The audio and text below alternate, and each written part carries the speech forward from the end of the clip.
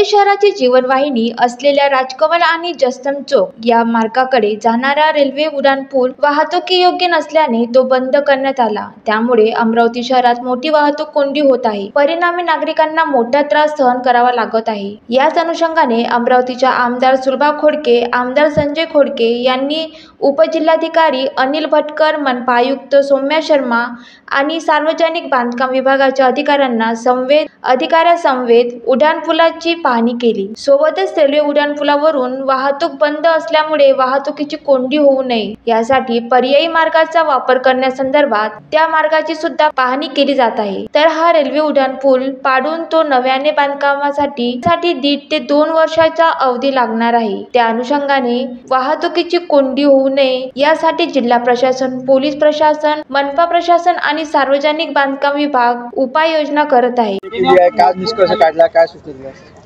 कारण की हा ब्रिज आज अचानक बंद झाल्याची तक्रार आहे, परंतु तो इतका खराब झालेला होता ज्याचे 2-3 रिपोर्ट्स संबंधित एजन्सीने घेतले आणि जिल्हाधिकाऱ्यांशी चर्चा करून त्याला इमिजिएट पहिल्यांदा आपल्याला माहिती आहे पहिल्या रिपोर्टमध्ये त्यांनी फक्त हेवी व्हेकल्स बंद केल्या, परंतु नंतर सेकंड रिपोर्ट जो आला त्या सेकंड रिपोर्ट नंतर त्याची हालत इतकी खराब होती की त्याला इमिजिएट बंद करणे गरजेचं होतं आणि ते फार काही सूचना न देता बंद करण्यात आलं। त्याच्यामुळे त्या दिवशी मोठ्या प्रमाणात किऑक्स झाला 11 ते 4-5 वाजेपर्यंत। नंतर आज ट्रॅफिक सुरळीत आहे, फार काही अडचण नाही आहे। परंतु आता हा काही जरी ब्रिज करायचं म्हटलं सेंट्रल गव्हर्नमेंट आणि स्टेट गव्हर्नमेंटच्या दोनच्या फंडिंगमधून हा ब्रिज करावा लागणार आहे आणि त्याच्यात समजा हा ब्रिज करायसाठी काही जरी म्हटलं तरी याला 1 ते 1.5 वर्ष जाणार आहे। तर त्या 1 ते 1.5 वर्षामध्ये आपल्याला हा जो ट्रॅफिक आहे हा कंट्रोल कसा करता येईल, त्यातला काय काय मार्ग आहे ते आज सर्व यंत्रणेंना सोबत घेऊन आम्ही पाहणी केली। त्याच्यात महानगरपालिकेच्या आयुक्त होत्या, त्यानंतर RDC साहेब होते, त्यानंतर सार्वजनिक बांधकाम विभागाचे अधिकारी होते, पोलीसचे अधिकारी होते, महानगरपालिकेचे सर्व रस्ता आणि अतिक्रमणवाले लोक होते।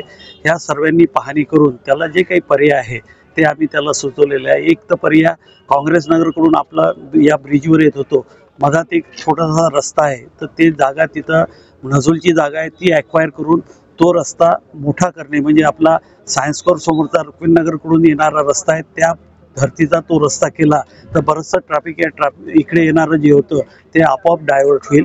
सेकंड, आपला बेलपुऱ्याला स्टेशनकडून जाणारा जो रस्ता आहे त्या रस्त्याला चांगलं वाइंडिंग आणि त्याला लाइटिंग वगैरे केलं तर तो एक रस्ता थोडासा चांगला होईल आणि बरेचसे लोक मग तो पर्याय निवडतील। आज तो पर्याय रस्ता बरोबर नसल्यामुळं लोक तो पर्याय निवडत नाही आहे।